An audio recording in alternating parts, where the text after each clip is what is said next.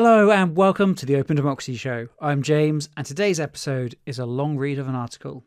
This opinion piece was published on the 12th of December 2022 and was written by Marcel Saleh and Abel Brandau. At the UK's detention centres, border violence and outsourcing collide. Before we start, please note that the employees mentioned in this piece have been created from the testimonies of multiple people Open Democracy spoke with at Manston to protect their identities.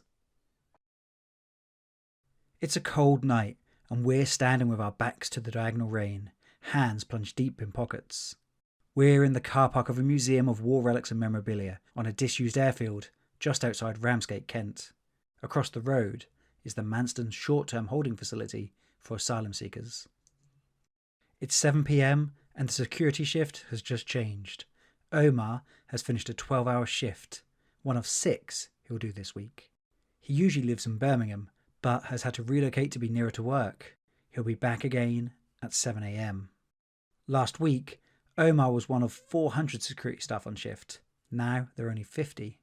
Workers come from as far away as Glasgow, Coventry and Bristol. Home Office contracted security agencies on site attract employees with promises of long hours, but 0-hour contracts mean shifts can be cut at a day's notice. 8 hours of work one week could be followed by none the next. In late November, the Home Office came under increasing pressure over the conditions at Manston, with reports emerging of daily protests by detainees. The people being held at the centre were rapidly relocated across the country to hotels, temporary accommodation, or sometimes just to coach stations. Security became an unwanted expense. Shifts were cancelled overnight. A week later, when the weather over the channel improved, migrant crossings from France resumed and detainees appeared at Manston again. Security staff were called back to work. Edvin was one of them. Originally from Albania, he had driven nearly 200 miles from Bristol with his guard dog. He spoke to us while kneeling over a simmering broth in the back of his van.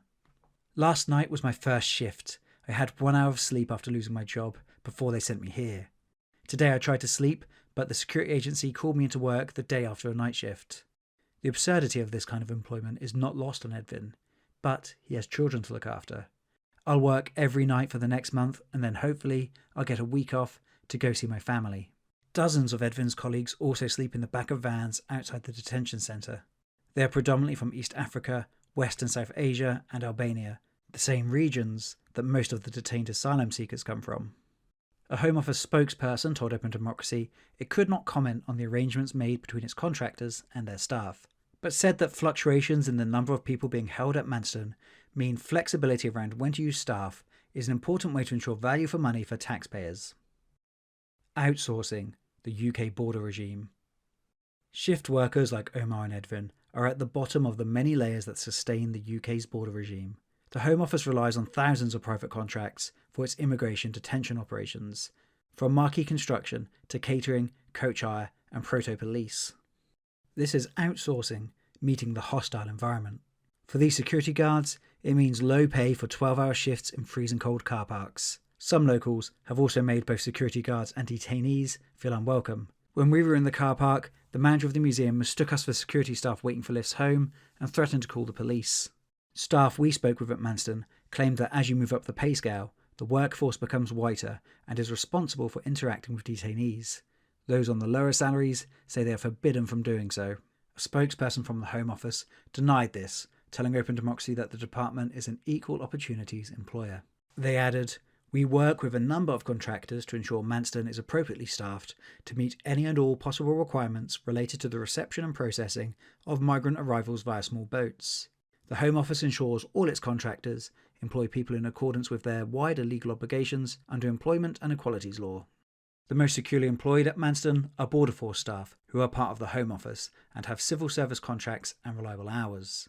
But they are also facing the government's squeeze on public sector pay, and last month, those represented by the PCS union voted to take strike action over pay and conditions.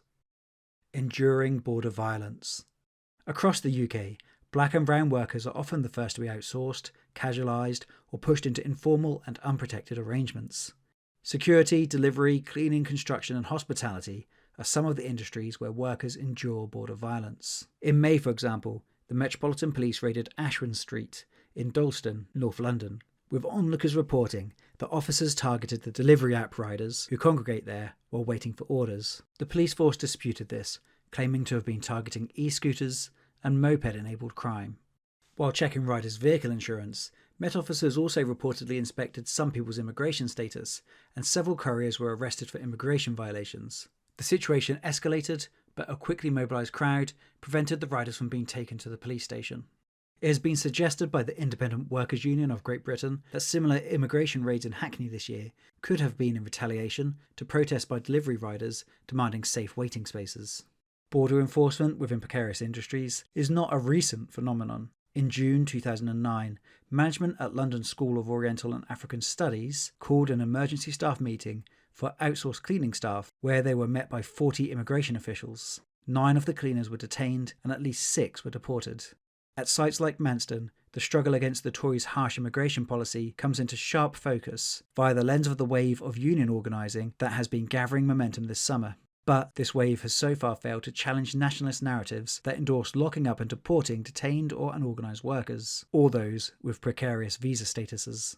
Trade unions must recognise that border violence is union business. To remain credible, the labour movement must organise among the most precarious of workers, who occupy the nexus of a xenophobic border regime and the neoliberal trend to an outsourced labour market. We have 2 options. Embrace class struggle and unity between those who are detained, outsourced and underpaid, or fall back into nationalist campaigns demanding more money for pushing back migrants, which entrench detention, division and exploitation of working people.